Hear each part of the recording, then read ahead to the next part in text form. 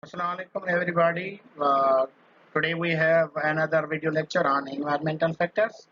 I am Dr. Javed Ahmed, Associate Professor, Department of Zoology, Shah Abdul Latif University, Kharpur. So today we have a video lecture. The topics of today's presentation includes the concept of environmental factors, the law of minimum and law of limiting factor, and third will be the law of tolerance. What is the concept of environmental factors? Environmental factors are those factors which affect the life of organisms in a particular habitat. The living organisms live in a particular habitat where there are abiotic and biotic factors. They affect the life of an organism. But here, in the concept of environmental factors, we would exclude the study of uh, altitude and depth, because altitude and depth are not the primary factor that affect the life of organisms on the earth on any particular habitat. See how? Because altitude itself is nothing, but it is the temperature, amount of sunlight, or amount of atmospheric pressure that affect the life of an organism. And similarly, in aquatic environment, depth is nothing, but it is the increased pressure or amount of sunlight that affect the organism. So here, environmental factors are classified further into two main categories. Those who affect externally are known as extrinsic factors. Those who affect internally are known as intrinsic factors. So external factors from outside, except the depth and altitude, external factors include the climate, predation, supply, disease. Whereas the internal factors include in our study will be the territory of an organism, home range in which it lives, and the genotype or genetic makeup of the organism. This will be classified under the category of internal factors. Then the question arises, how environmental factors affect the living organism? Environmental factor कैसे organisms के ऊपर असरअंदाज होते हैं?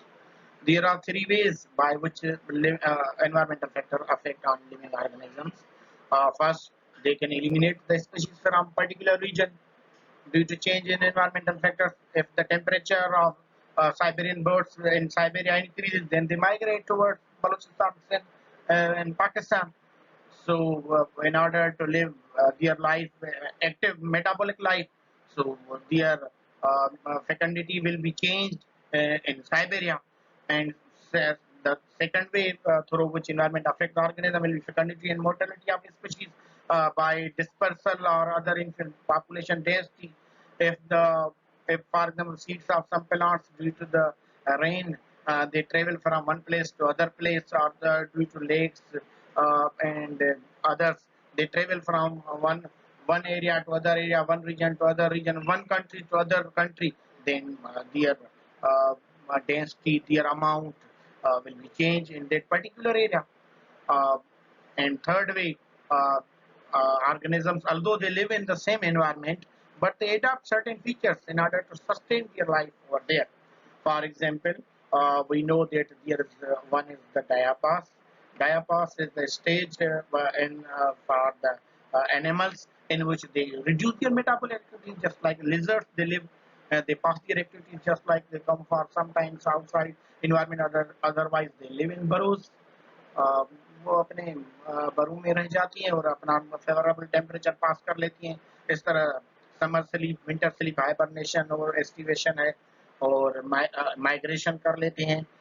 जिस तरह birds का मैंने बताया, और डिफरेंट लाइट की रोशनी, कुछ पौधे हैं, कुछ एनिमल हैं जो सस्टेन करते हैं, जिनको चाहिए होती है, तो वो उसमें रह जाती है. Otherwise they hide themselves against the hot thrust light. So in this way, environment affects the organisms. There are three laws which explain that how the environment affect on the organisms. Almost three different scientists they give these laws. The first law comes law known as the law of minimum. Law of minimum was given by Justice Liebig. Liebig, he was the German biologist, and the law he uh, gave called the law of minimum.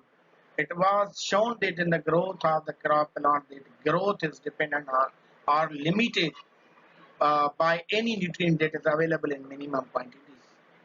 ये देखा गया है कि किसी भी पौधे plants कुछ crops में ग्रोथ रुक जाती है अगर उनको पर्टिकुलर कोई न्यूट्रिएंट नहीं मिलती तो उनकी ग्रोथ रुक जाती है अगर है ही नहीं वो न्यूट्रिएंट तो वो आगे बढ़ता ही नहीं होता ही नहीं if such nutrient is absent then plant will dies so this is known as law of minimum for example we can take the example of boron essential element for the and usually very scary amount in soil.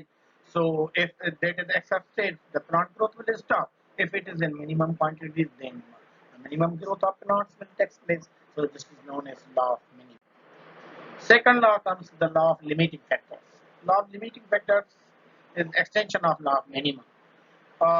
Through the continuous research that not only this law says that not only these nutrients boron or zinc or any other if zinc is deficient in any crop they may reduce its growth we have experience of it so not only the boron or nutrient but also the environmental factors such as light temperature amount of salinity amount of humidity they also affect the growth of plants and animals and this effect is known as law of minimum and this law was given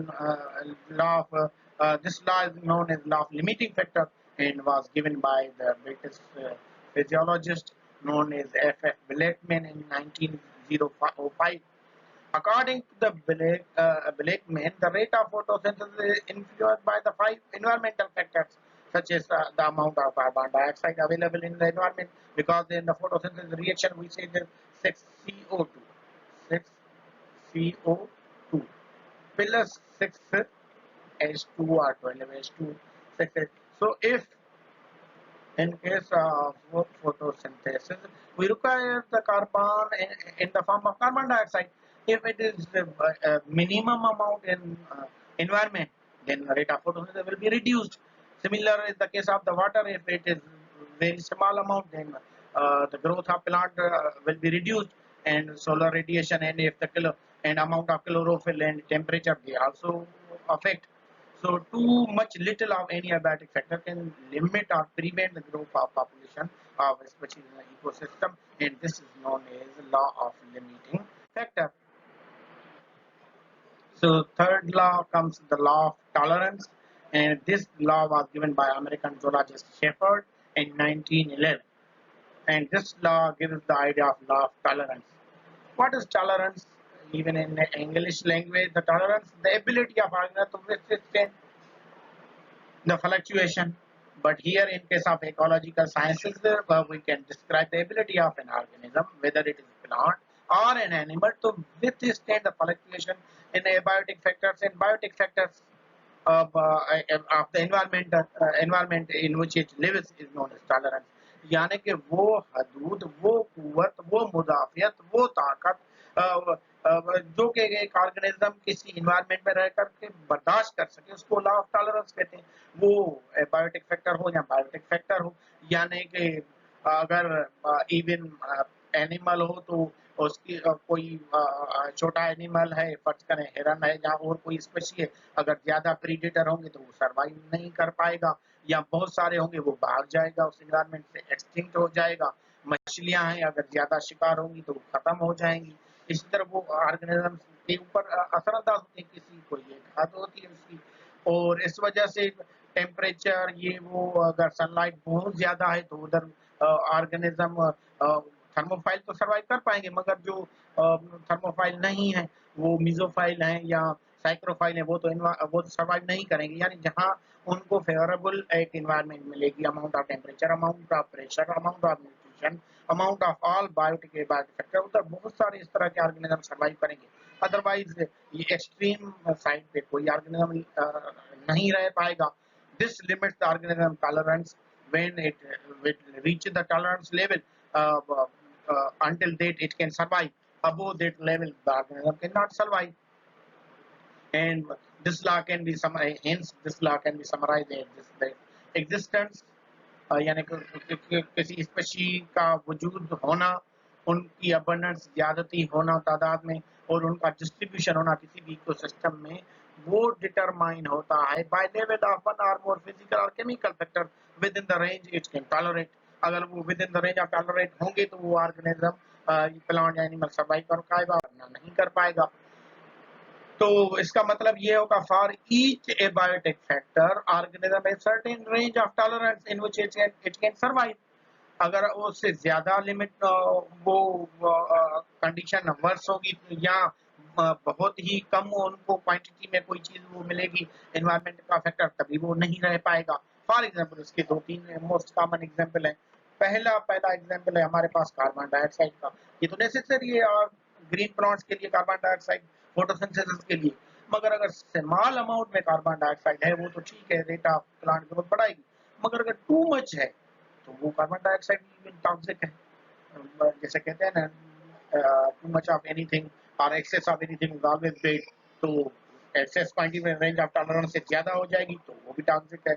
इसी तरह से water और fertilisers हैं, ये तो essential होते हैं growth of plant और क्रॉप्स के लिए, मगर ये भी अगर बहुत ज्यादा फर्टिलाइजर आप दे देंगे या बहुत ज्यादा पानी होगा तो आपने पौधे देखे होंगे तो वो फर्टिलाइजर वो किल कर देगा प्लांट्स को, वो उनका रंग येलोविश हो जाता है। तो इस तरह से टू मच वाटर भी इवन या फर्टिलाइजर है वो भी टॉक्सिक होता है प्लांट्स के लिए। इसी तरह से आर्सेनिक है, हम ह्यूमन बीइंग एनिमल्स हैं, फाइलम कार्डेटा से वास्ता है हमारा, हम वाबस्ता हैं। तो हमारे डाइट में अगर आर्सेनिक थोड़ी बहुत मिकदार में है तो वो कहते हैं वो भी एक टॉनिक है खुदा की तरफ से। मगर अगर उसकी लेवल की डोजेज थोड़ी सी भी बढ़ गई ना तो वो फेटल भी है, बहुत मार है। इसी तरह से यानी इसका मतलब there is a relative degree of tolerance which organism cannot an animal can survive and withstand. So this range of tolerance is classified, organism classified according to this range. If they have the narrow range of tolerance, then they are known as steno animals, and if they have wide range of tolerance, then they are known as uri animals. So we are going to explain the classification according to the range of tolerance an organism can tolerate. For example, if an organism tolerate high amount of temperature, then it is known as eurythermal. But if it can tolerate small amount of temperature, then it will be classified as thermal. If it can tolerate small salinity, then it is stenohaline. Small moisture, then it will known as stenohydric. Small amount of food, तो उसको स्टीनोफेजिक। Small amount of habitat इशेस, तो उनको हम कहेंगे यानी wide small range of habitat में रह पाएगा, स्टीनोइशेस कहेंगे। और स्मॉल अमाउंट ऑफ डेप्थ में यानी कि सरफेस पे प्लांट या एनिमल रह पाएगा तो उसको स्मॉल रेंज में तो स्टीनोबाथिक कहेंगे। अगर बड़ी रेंज में सर्वाइव करेंगे तो उनको यूरी का लफ्ज ऐड कर देंगे। तो ये अकॉर्डिंगली ऑर्गेनिज्म क्लासीफाई हुए हैं। मजीद हमें हमारे पास दूसरा एक एग्जांपल है जिसमें हम ये ऑर्गेनिजम्स की टॉलरेंस को समझ सकते हैं, बहुत आसानी के साथ समझ सकते हैं। एक ट्राउट मछली है वो भी एक देती है, एक फ्रॉग है राना टाइग्रिना वो भी एक देता है।